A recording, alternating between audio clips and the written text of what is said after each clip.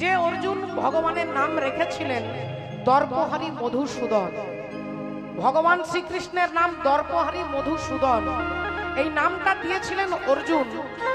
আর ভগবান আজকে তিনি দেখুন, তিনি নিরপেক্ষ, তিনি নিরপেক্ষভাবে বিচার করে, তার বিচারে কোনো নেগেটিভ পজিটিভ নয়।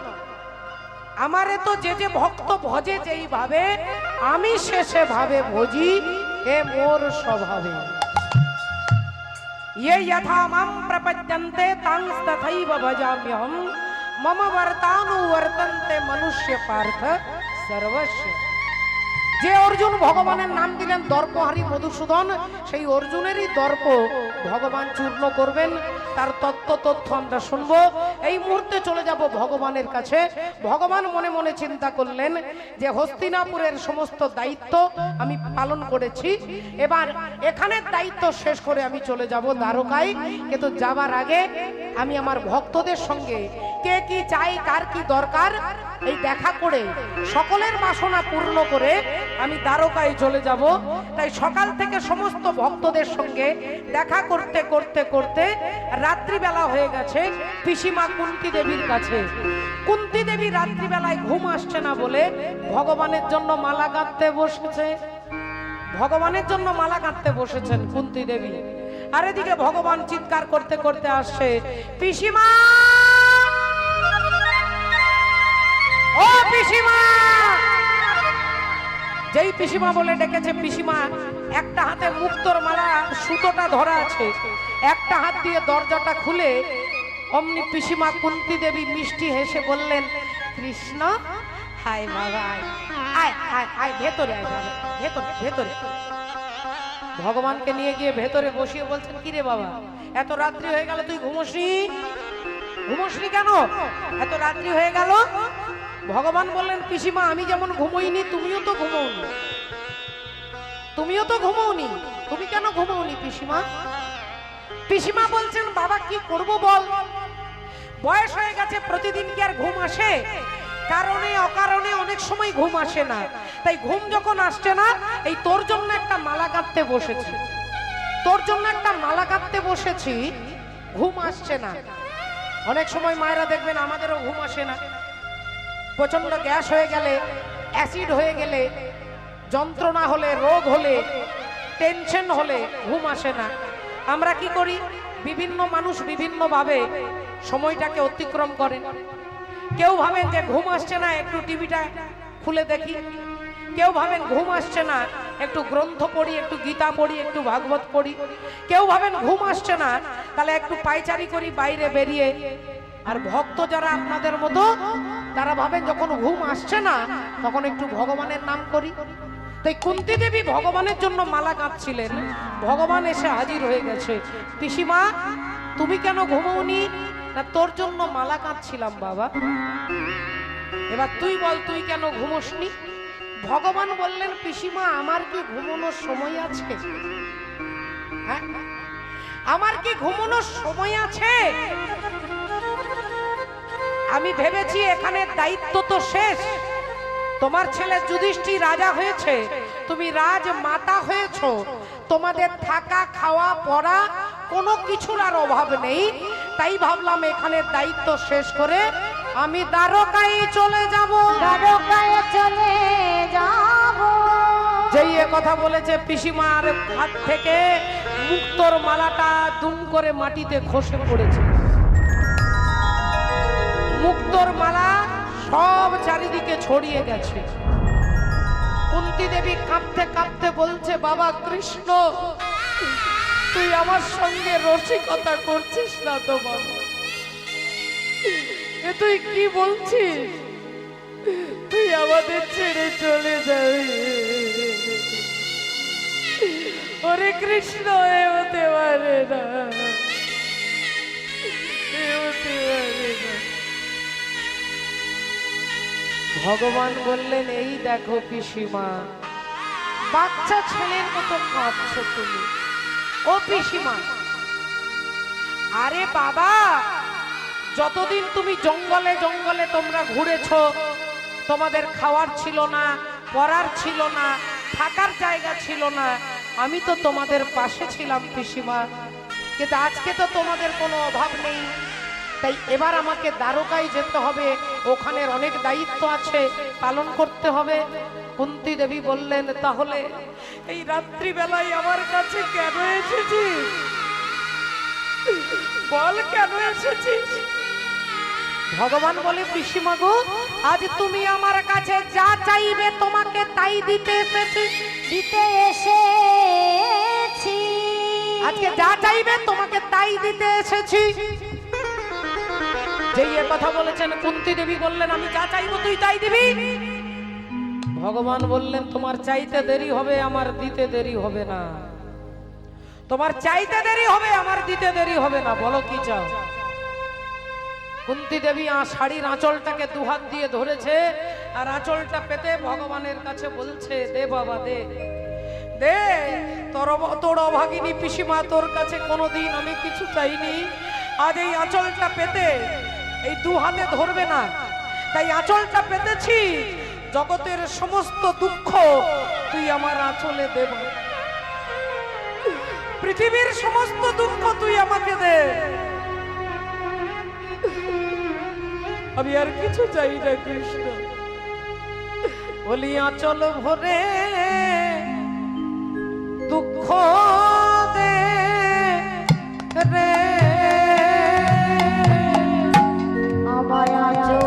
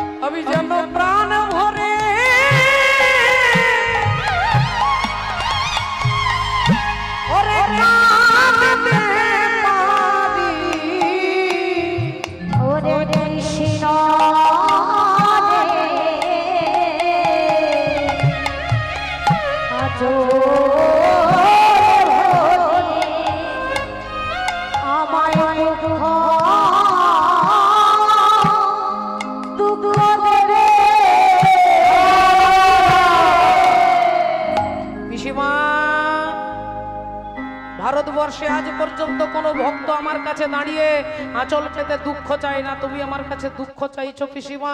তোমার জীবনে কি দুঃখ কম? তোমার জীবনে কি দুঃখ কম? আর কেউ না জানুক, আমি জানি।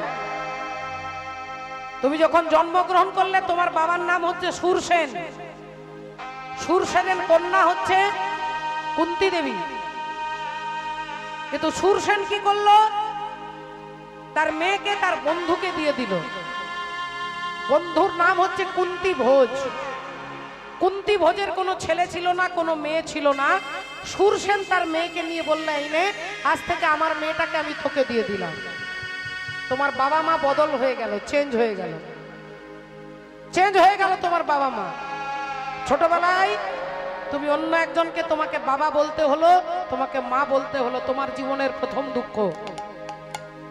তারপরে ধীরে ধীরে তুমি একটু একটু করে যখন যৌবনে পদার্পণ করলে, তোমার কুমারী অবস্থায় সূর্যের আশীর্বাদে একটা সন্তান হলো, আর সেই কুমারী অবস্থায় গর্ভে সন্তান ধারণ করলে সমাজের ভয়ে, লোক লজ্জার ভয়ে তামার পাত্রে ছেলেটাকে নিয়ে গঙ্গার জলে ভাসিয়ে দিলে, এটা কি কম দুঃখ পিসিমা? যে ছেলেটাকে সমাজে দাঁড়িয়ে তুমি কোনোদিন বুকে জড়িয়ে ধরে বলতে পারলে না, আমি তোর মা, তুই আমার ছেলে, তুই আমার পুত্র, তুই আমার ছেলে, একবারও বলতে পারলে না। এটা কি কম দুঃখ পিসিমা? তারপরে তোমার বিবাহ হলো পাণ্ডু রাজার সঙ্গে। কিছুদিন পরে, বিবাহের কয়েক বছর পরে তুমি বিধবা হয়ে গেলে। এটা কি কম দুঃখ? তুমি বিধবা হয়ে গেলে, তারপরে তোমার আত্মীয় পরিজনের চালাকিতে 13 বছর জঙ্গলে জঙ্গলে ঘুরতে হলো। দুর্যোধন লাক্ষা ভবনে পুড়িয়ে মারবার চেষ্টা করলো। এটা কি তোমার জীবনে কম দুঃখ? জীবনে এত দুঃখ পেয়েছো, এত যন্ত্রণা পেয়েছো, আজকে আমার কাছে দাঁড়িয়ে তুমি বলছো আমাকে আঁচল ভরে দুঃখ দে। এত দুঃখের প্রতি তোমার এত আকর্ষণ কেন? দুঃখ কেন চাইছো তুমি? পিসিমা কুন্তী দেবী বললেন, বাবা কৃষ্ণ, এত দুঃখ পেয়ে একটা জিনিস বুঝেছি, একটা জিনিস বুঝতে পারলাম, যতদিন আমাদের জীবনে দুঃখ ছিল তুই আমাদের পাশে ছিলি, আর আজ সুখের দিনে তুই আমাদের ছেড়ে চলে যাচ্ছিস। তাই এমন সুখের দরকার নেই যে সুখে কৃষ্ণকে হারা হতে হয়। যে সুখে কৃষ্ণকে হারা হতে হয় এমন সুখের দরকার নেই বাবা, তুই আমাকে দুঃখ দে। ভগবান কি থাকতে পারে? ভক্তকে জড়িয়ে ধরলেন বাবা, পিসিমাকে জড়িয়ে ধরে বলছেন, বাগো আমি কথা দিচ্ছি, দিনে নয়, সকালে নয়, দুপুরে নয়, রাত্রিতে নয়, ঘরে নয়, বাইরে নয়, ডাইনে নয়, বামে নয়, তুমি যখন যে পরিস্থিতিতে তুমি আমাকে ডাকবে, আমি তোমার কাছে এসে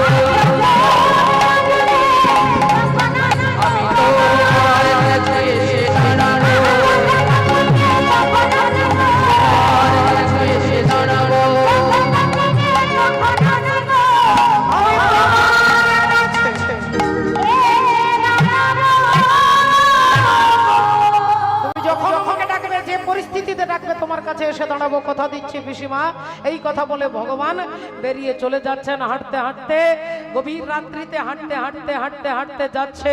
হঠাৎ একটা ঘরের দরজার বাইরে দাঁড়িয়েছে, দেখছে দরজার ভেতর থেকে একটা কান্নার শব্দ আসছে। মা, আর তিনি আর কেউ নয়, তিনি শতপুত্রের জননী মা গান্ধারী। দুহাত দিয়ে নিজের মাথার চুলগুলোকে ছিঁড়ছে, দুহাত দিয়ে মাথার কেশ, মাথার চুলগুলোকে ছিঁড়ছে, কপালটা মাথাতে ঠুকছে মাটিতে, আর চিৎকার করে বলছে ছেলেদের নাম ধরে, ওরে দুর্যোধন, একবার ফিরে আয় বাবা, ফিরে আয়। ও পরাণের দুর্যোধনের রে,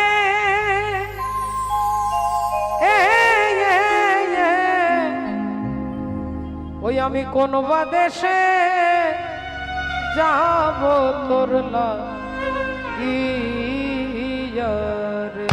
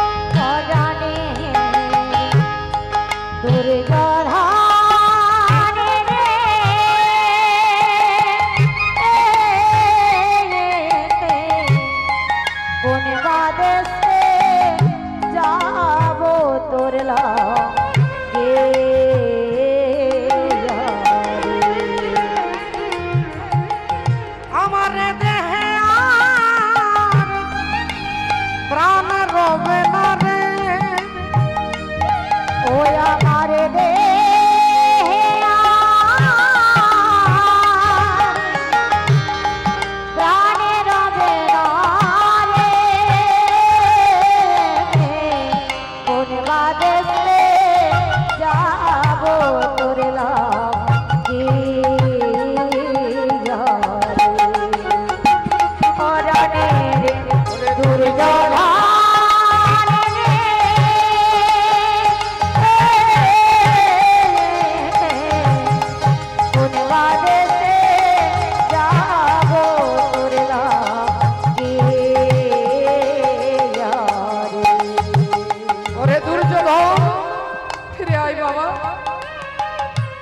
কাছে ফিরে আয়, কতদিন দেখি নাই তোকে।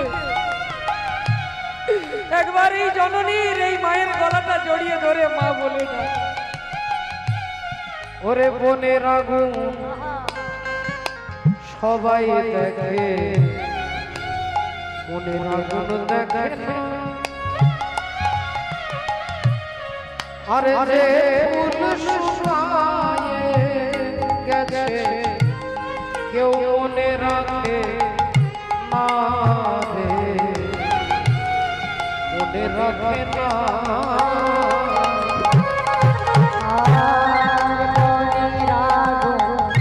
সবাই দেখে আগুন দেখে না, যে শুকায়ে মনে রাখে না, মনে রাখে না। আমার দেহে প্রাণ রবে না রে, ওই আমার দেহেরা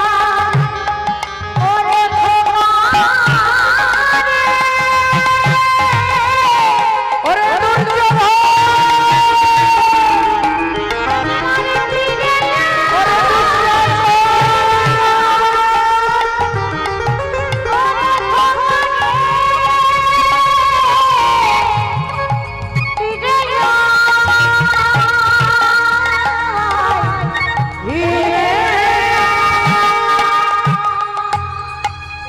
দুর্যোধন দুঃশাসন বলে মা গান্ধারী পাগলিনীর মতো কাঁদছে, ধুলায় গড়াগড়ি দিয়ে মাথার চুল ছিঁড়ে চারিদিকে গড়াগড়ি দিতে কাঁদতে কাঁদতে হঠাৎ তিনি শুনতে পেলেন পেছন থেকে ভগবান বলে ডাকলেন মা। যেই মা বলে ডেকেছে গান্ধারী চমকে উঠলেন, কে? আমায় মা বলে ডাকলে? উত্তপ্ত মরুভূমির বুকে এক পশলা বৃষ্টির মতো তোমার মাতৃ সম্বোধন আমার হৃদয়কে উদ্বেলিত করেছে। কে তুমি? কে তুমি আমায় মা বলে ডাকলে? আমি তোমায় দেখতে পাচ্ছি না কেন? আমি তোমায় দেখতে পাচ্ছি না কেন? ভগবান বললেন মাগো, আমাকে দেখতে গেলে এরকম লক্ষ লক্ষ হ্যালোজিন জ্বেলে দিলে দেখা যাবে না, আমাকে এরকম হ্যালোজিন জ্বেলে দিলে দেখা যাবে না, এরকম টিউবলাইট জ্বেলে দিলে দেখা যাবে না, আমাকে চন্দ্রের কিরণে দেখা যাবে না, আমাকে সূর্যের কিরণে দেখা যাবে না। আমাকে দেখতে গেলে যে আলোটার প্রয়োজন সেই আলোটার নাম হচ্ছে দিব্য জ্ঞান। তুমি দেখবে মা, তুমি দেখতে চাও আমি কে? এই দেখো। আর যেই বলেছে অমনি গান্ধারী দেখছে ভগবান কৃষ্ণ দাঁড়ায়ে আছে, দেখে ভগবান কৃষ্ণ দাঁড়াইয়া আছে, ভগবান কৃষ্ণ দাঁড়াইয়া আছে। ও যে গান্ধারী চোখের কাছে ভগবান কৃষ্ণ দাঁড়াইয়া আছে, গান্ধারী চোখের কাছে ভগবান কৃষ্ণ দাঁড়াইয়া আছে। ও যে গান্ধারীর চোখের কাছে ভগবান কৃষ্ণ দাঁড়াইয়া আছে, গান্ধারী চোখের কাছে ভগবান কৃষ্ণ দাঁড়াইয়া আছে, ভগবান কৃষ্ণ দাঁড়াইয়া আছে। আর যেই ভগবানকে দেখেছে অমনি গান্ধারী আঙুলটা তুলে বলে উঠলো, তুমি সেই কৃষ্ণ, তুমি সেই কৃষ্ণ যে আমাকে মা বলে ডাকবার মতো কাউকে রাখলে না, তুমি সেই কৃষ্ণ যে আমার বংশে বাতি দিতে কাউকে রাখলে না, তুমি সেই কৃষ্ণ যে আমার বংশটাকে ধ্বংস করে দিয়েছো। গান্ধারী কাঁদতে কাঁদতে চোখের জল মুছে নিয়ে বলে উঠলো, শোনো কৃষ্ণ, আজ কেউ জানবে না, কেউ জানবে না, কেউ দেখতে পাবে না, কেউ শুনতে পাবে না, কিন্তু তুমি পাবে আর আমি পাবো। আজ এই রাতের অন্ধকারে সন্তান হারা জননী গান্ধারী আমি। তুমি যেমন আমার বংশে বাতি দিতে কাউকে রাখলে না, একদিন আমার মতো তোমার বংশ ধ্বংস হয়ে যাবে, একদিন আমার মতো তোমার বংশ ধ্বংস হয়ে যাবে। এই অভিশাপ যেই দিয়েছে ভগবান বললেন তোমার অভিশাপ আমি মাথায় তুলে নিলাম জননী, তোমার অভিশাপ মাথায় তুলে নিলাম। গান্ধারী মায়ের দেওয়া অভিশাপ নিয়ে ভগবান হাঁটতে হাঁটতে আসছে। ভগবান এদিক থেকে আসছে আর এদিক থেকে অর্জুন যাচ্ছে, আর সারাদিন কৃষ্ণকে দেখেনি, তাই রাত্রিবেলায় কৃষ্ণকে না দেখলে ঘুম আসবে না। এদিক থেকে অর্জুন আসছে, এদিক থেকে ভগবান আসছে। অর্জুন যাচ্ছে পথ চলিতে আর বলিতে,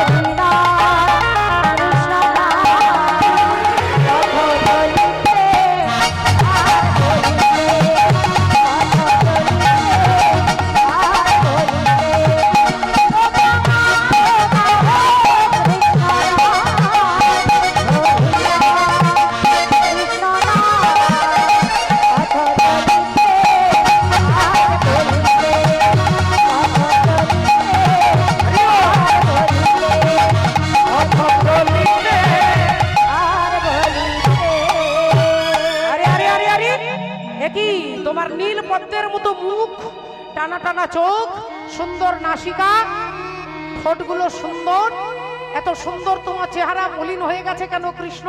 কি হয়েছে? কোন দুর্ঘটনা ঘটেছে? কোন দুঃখ পেয়েছো?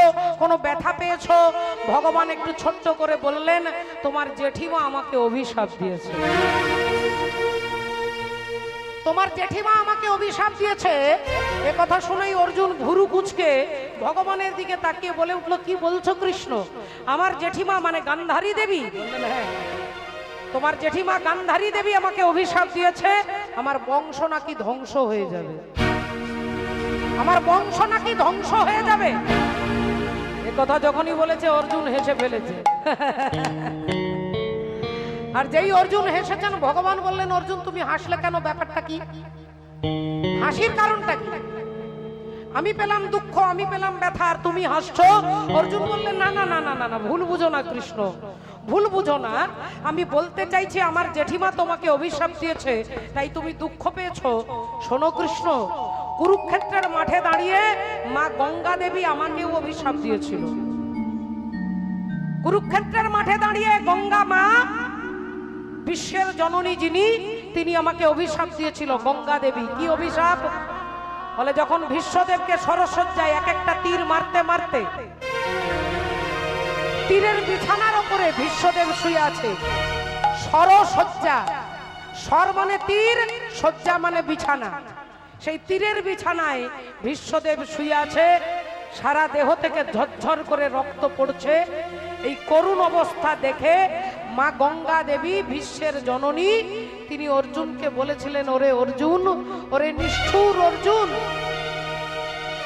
আমার ছেলের এই দুর্গতি তুই করেছিস, আমি তোকে অভিশাপ দিচ্ছি, একদিন তোর ছেলের হাতে তুই মরবি, একদিন তোর ছেলের হাতে তুই মরবি। এবার বলো তো কৃষ্ণ, ও কৃষ্ণ, মা গঙ্গা আমাকে বলেছিল আমি নাকি ছেলের হাতে মরবো, আমার ছেলেরাই কেউ নেই বেঁচে। আমার ছেলে অভিমন্যু মারা গেছে সপ্তরথীতে ঘিরে যাকে মেরে ফেলেছে। আমার ছেলে শ্রুতকীর্তি তাহলে তিনিও মারা গেছে। আমার ছেলে ইরাবণ তাহলে তিনিও মারা গেছে। তাহলে আমার যতগুলো ছেলে ছিল সব যদি মারা গেছে, তাহলে মা গঙ্গা দেওয়া অভিশাপটা কি করে সত্যি হবে? আমি নাকি আমার ছেলের হাতে মরবো, তাহলে এটা মিথ্যে হয়ে গেল না? ঠিক আমারই মতো তোমারও অভিশাপ মিথ্যে হয়ে যাবে। ভগবান মনে মনে চিন্তা করলেন, তাহলে আজকে অন্যান্য কাজ পরে করব, আগে অর্জুনের দর্পটাকে চূর্ণ করতে হবে। অর্জুনের ভেতরে ভেতরে মনে মনে যে একটা অহংকার দর্প, এই দর্পটাকেই চূর্ণ করতে হবে।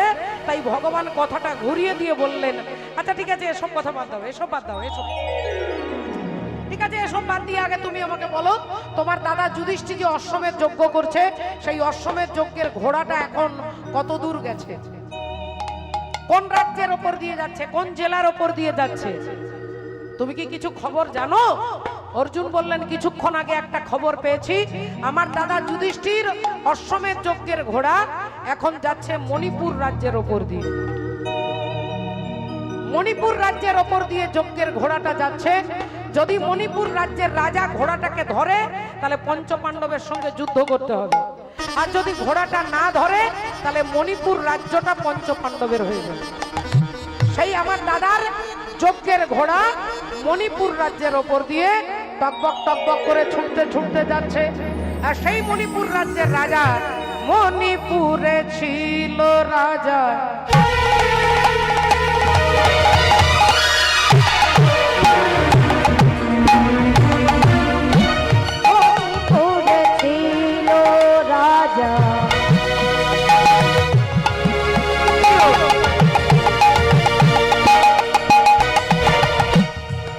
বব্রুবাহন না,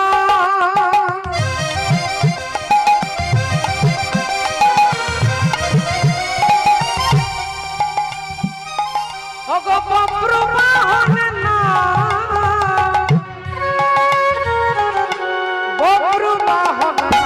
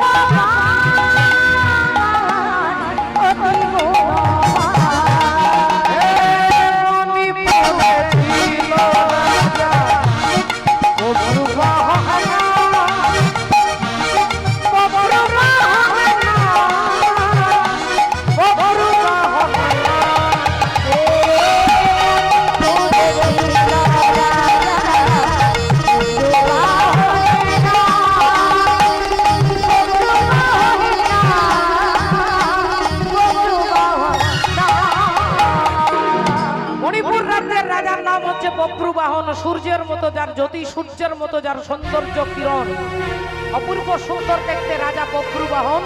আর সেই বব্রুবাহন দেখলেন যে মণিপুর রাজ্যের ওপর দিয়ে একটা অশ্বমেধ যজ্ঞের ঘোড়া ছুটে যাচ্ছে।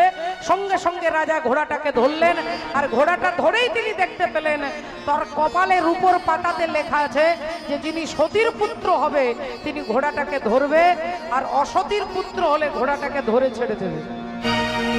সতীর পুত্র হলে ধরবে, অসতীর পুত্র হলে ছেড়ে দেবে। এটা চ্যালেঞ্জের কথা, বল চ্যালেঞ্জের কথা। মাননীয় ভক্তমণ্ডলী ভক্তিমতী মায়েরা এখন চ্যালেঞ্জটাকে অ্যাকসেপ্ট করছেন বব্রুবাহন, যে তাহলে ঘোড়াটা যখন ধরেছি, আমার মা তো অসতী নয়, তাহলে এই ঘোড়াটা আমি ধরবো, ধরে মায়ের কাছে নিয়ে যাব। ঘোড়াটাকে টানতে টানতে মাকে দেখানোর জন্য নিয়ে যাচ্ছে, মা মা বলে। মায়ের নাম কি? মায়ের নাম হচ্ছে সতী, হরি বলে, রাধে রাধে, চিত্রাঙ্গদা, চিত্রাঙ্গদা। আর বাবার নাম বলে, বাবার নাম হচ্ছে অর্জুন। মায়ের নাম চিত্রাঙ্গদা, বাবার নাম অর্জুন। কিন্তু ছেলে জানে না যে আমার বাবা অর্জুন, আর বাবা অর্জুন জানে না যে আমার ছেলে বব্রুবাহন। হরি বল। অর্থাৎ ছেলে জানে না যে আমার বাবা আছে, আর বাবা জানে না যে আমার একটা ছেলে আছে। এরকম একটা উদ্ভট কথা, এরকম একটা অস্বস্তিকর কথা। ছেলে বাবাকে জানবে না, বাবা ছেলেকে জানবে না, তাহলে ভেতরে একটা রহস্য আছে, কারণ আছে। এই কারণটা জানতে গেলে যেতে হবে একটু আগে থেকে। একটু আগে থেকে মহাভারতে আপনারা জানেন, যেদিন অর্জুন বিয়ে করলেন কাকে না, মা দ্রৌপদীকে। দ্রৌপদীকে বিয়ে করে মাছের চোখটাকে লক্ষ্য ভেদ করে এসেছেন দ্রুপদ রাজার কাছে। দ্রুপদ রাজা কার সঙ্গে বিয়ে দিচ্ছে এখনকার দিনে আমরা দেখে নিই, ছেলেটা চাকরি করে কিনা। ছেলে মাস্টার, ইঞ্জিনিয়ার, ডাক্তার হলে তাহলে যেমনই হোক মেয়েকে তার হাতে তুলে দিই। কিন্তু তখনকার দিনের নীতি ছিল, নিয়ম ছিল, ছেলের অ্যাবিলিটি, আগে তার যোগ্যতা দেখা হতো, শুধু টাকা নয়, যোগ্যতা। বড় বড় রাজা মহারাজা এসেছে দ্রৌপদীকে বিয়ে করতে, কিন্তু একটাই পণ, সেটা হচ্ছে কি না, মাছের চোখটাকে লক্ষ্য ভেদ, চোখটাকে মারতে হবে। সেই মাছটাকে দেখে নয়, নিচে জল আছে, ওই জলের মধ্যে মাছের ছাপটা, মাছের ছায়াটা দেখে চোখ বন্ধ করে লক্ষ্য ভেদ করতে হবে। হরি বল। সব আসছে, সব তাবড় তাবড় রাজা মহারাজা, ধনুর্ধারী, কিন্তু কেউ আর চোখটাকে লক্ষ্য ভেদ করতে পারলেন না। অর্জুন এসে জলে মাছের ছাপটাকে দেখে আর মাছের চোখটাকে লক্ষ্য ভেদ করলেন। শাস্ত্র বলছেন, শিশুর নেহারি লক্ষ্য মাতৃস্তনপানে, মাতালের স্থির লক্ষ্য মদিরা সন্ধানে, সতী খুঁজে পুঁজিবারে পতির চরণ, কুলোটার লক্ষ্য হরে কিসে পরমন, বাঁদরের লক্ষ্য শুধু ফলের বাগান, শুকুনির লক্ষ্য দূর ভাগাড়ের সন্ধান, শৃগালের লক্ষ্য মৃতদেহ লইয়ে টানাটানি, আর নিন্দুকের লক্ষ্য শুধু পরনিন্দা গ্লানি, জ্ঞানীর লক্ষ্য শুধু তর্ক উপার্জন, আর ভক্তের লক্ষ্য শুধু শ্রীহরির চরণ। হরি হরি বল। শ্রীহরির চরণ। এটা দামোদর মাস চলছে, কার্তিক মাসকে বলা হয়। দাম মানে দড়ি, উদর মানে পেট। দড়ি দিয়ে ভগবানের এখানে বেঁধেছিলেন কে, আপনারা খুব ভালো করে জানেন, তিনি হচ্ছেন মা যশোদা। এই কার্তিক মাসে দুর্গা পূজার একাদশী থেকে, দশমীর পরে একাদশী থেকে রাস পূর্ণিমার আগে যে একাদশী, অনেক ভক্তরা সেই দামোদর ব্রত পালন করেন। আবার অনেকে কার্তিক মাসে করেন, আবার অনেকে পূর্ণিমা থেকে পূর্ণিমা পর্যন্ত, কোজাগরী লক্ষ্মী পূর্ণিমা থেকে রাস পূর্ণিমা পর্যন্ত এই দামোদর ব্রতটাকে যাকে নিয়ম সেবা বলা হয়, অর্থাৎ নিয়ম করে ভগবানের সেবা অর্চনা করা। সেই মাসে আপনারা কিন্তু ভগবানের গুণানুকীর্তন আয়োজন করেছেন কমিটির বাবারা, কাকারা, দাদারা, ভাইরা। আমরা ভাগ্যবান, এটা আমরা বুঝতে পারছি না, ভাবছি কীর্তন হচ্ছে, আবার এমনকি অনেক জায়গায় হয়, কিন্তু এটা অনেক জন্মের ভাগ্যের ফলে এই মাসে ভগবানের গুণানুকীর্তন বলবার এবং শুনবার ভাগ্য থাকলে তবে হয় বাবা। ভগবানকে দড়ি দিয়ে বাঁধা যায়, আজ পর্যন্ত কেউ পারেননি। যতবার মা যশোদা মানতে যাচ্ছে, 2 আঙ্গুল দড়িটা কম পড়ে যাচ্ছে। ড্যাঙ্গুল আঙ্গুল নাম 2 আঙ্গুল কম পড়ে যাচ্ছে। সেই 2টো আঙ্গুল কি না, একটা হচ্ছে ভক্তের অহংকার, ভক্তের সাধনার, ভগবানের করুণা। ভক্তের সাধনা কমে গেলে ভগবানের করুণা কমে যাবে, ভক্তের সাধনা বেড়ে গেলে ভগবানের করুণা বেড়ে যাবে। তাহলে আজকে যে কষ্ট করে আপনারা বসে কীর্তন শুনছেন, এর মূল্য চৈতালি চট্টরাজে 2 টাকার কীর্তনিয়া দিতে পারবে না বাবা। এর মূল্য আমি দিতে পারবো না, এর মূল্য যিনি দেখছেন তিনি আপনাদের দেবেন। কোন কর্মের ফল এমনি এমনি শুধু চলে যায় না। এক জন্ম পরে হোক, 10 জন্ম পরে হোক, 20 জন্ম পরে হোক, আপনার এই কর্মের ফল একদিন আপনি পাবেন। কর্ম কখনো বিফলে যাবে না। আর সেই কর্মটাকে যদি গোবিন্দ চরণে নিবেদন করি, কর্মণ্যেবাধিকারস্তে মা ফলেষু কদাচন, তাহলে লক্ষ্যটাকে স্থির করতে হবে। সেই লক্ষ্য ভেদ করে দ্রৌপদীকে বিবাহ করে নিয়ে এলেন। এ দেহের পূর্ব পশ্চিম উত্তর দক্ষিণ, বল কোন দিকেতে বৃন্দাবন, আমি তত্ত্ব কথা শুনবো বলে মনে নেই কিঞ্চন।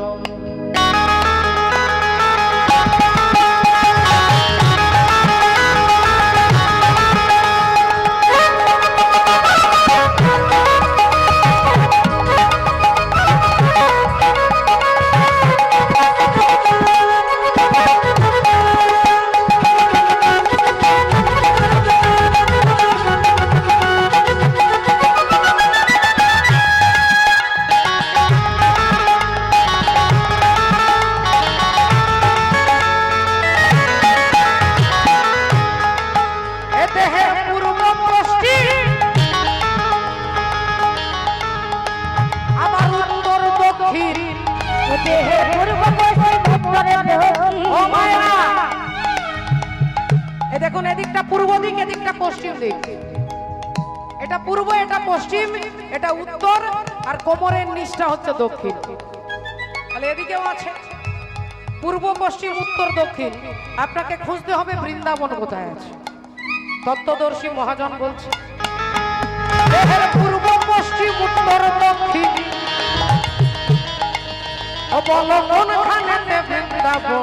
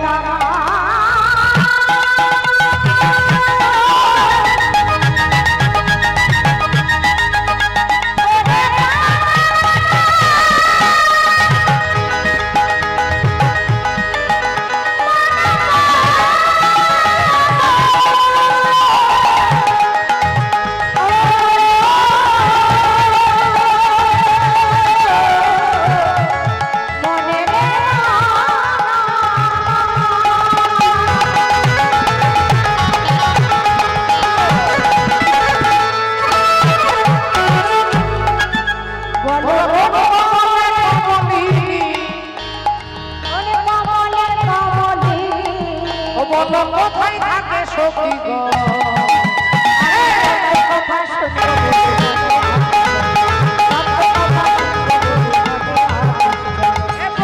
পূর্ব পশ্চিম, দেহের পূর্ব পশ্চিম উত্তর দক্ষিণ,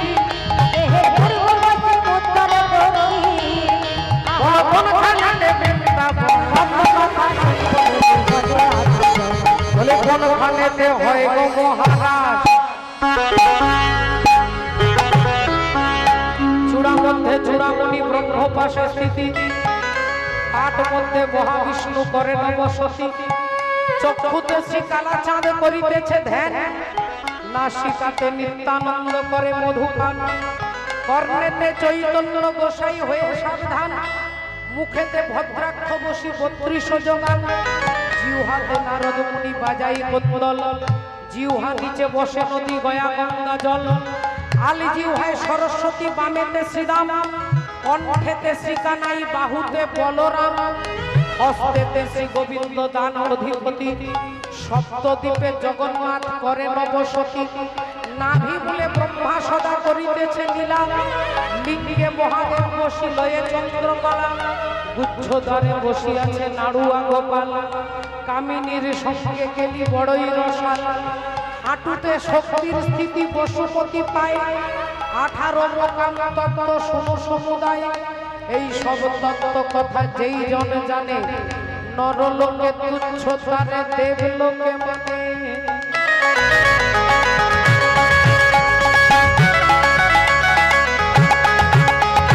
কোনখানেতে হয় গো মহারাজ, আর কোনখানেতে রাধা কৃষ্ণ সদা করে বাস।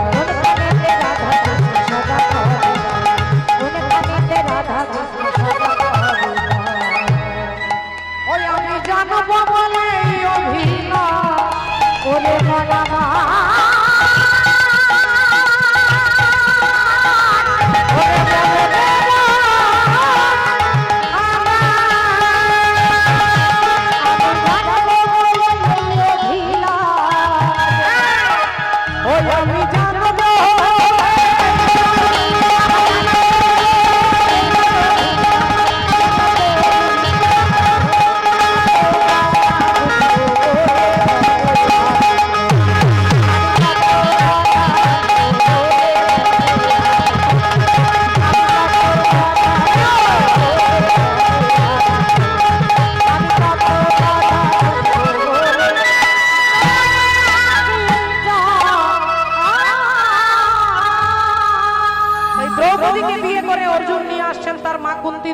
মা এই দেখো কি এনেছি আজকে ভিক্ষায়, কি এনেছি দেখো মা।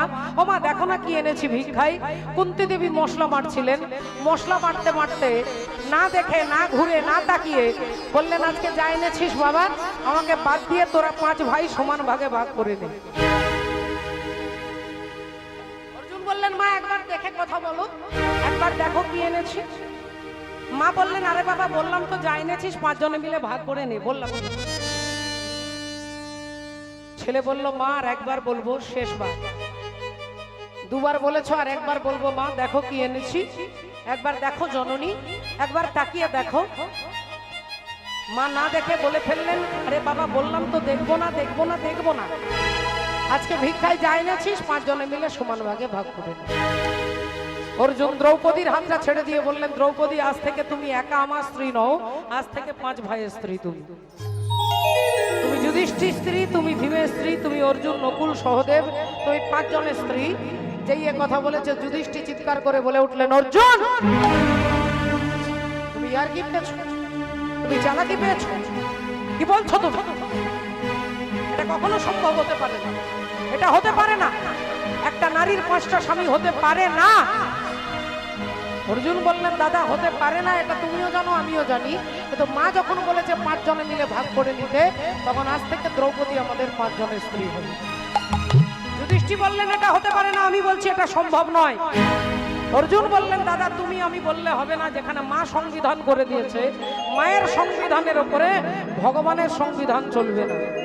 তবে কোন মা? বলে সিনেমা নয়, মা মা শ্রীগাল কুকুর ছাগল ভেড়া সকলেই মা হতে পারে, কিন্তু মা বলে যিনি কৃষ্ণ ভক্তি পরায়ণা, যিনি সতী সাধ্বী রমণী, সেই মায়ের কথার উপরে ভগবানের কথা চলবে না,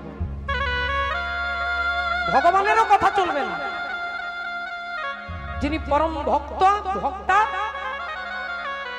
যিনি আরাধিকা, তিনি সতী নারী, তিনি যেখানে বলে দেবে সেখানে ভগবানও কলম চালাতে পারবে না।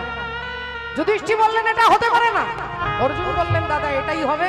2 ভাইয়ের মধ্যে তর্ক হচ্ছে, এমন সময় অন্তর্যামী শ্রী গোবিন্দ অন্তরে জানিয়া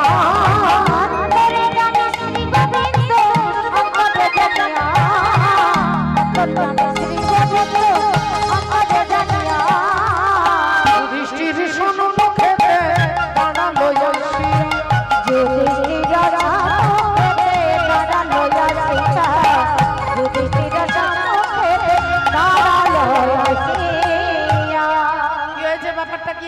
চিৎকার, এত গন্ডগোল, এত চেঁচামেচি, কারণটা কি? যুধিষ্ঠির বললেন, দেখো না ও কৃষ্ণ অর্জুন কিরকম উদ্ভট কথা বলছে। অর্জুন বললেন, কৃষ্ণ আজকে তুমি যা বলবে তাই হবে।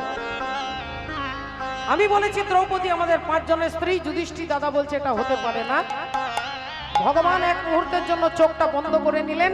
চোখ বন্ধ করে ধীরে ধীরে চোখ খুলতে খুলতে হাসতে হাসতে বলছে, অর্জুন তুমি যা বলেছো তাহাই সত্য, আজ থেকে দ্রৌপদী তোমাদের 5 জনের স্ত্রী। ভগবানের বিধান যুধিষ্ঠির মেনে নিলেন, নকুল, সহদেব, ভীম সবাই মেনে নিলেন, কিন্তু আমরা মানতে আমাদের মনের মধ্যে একটা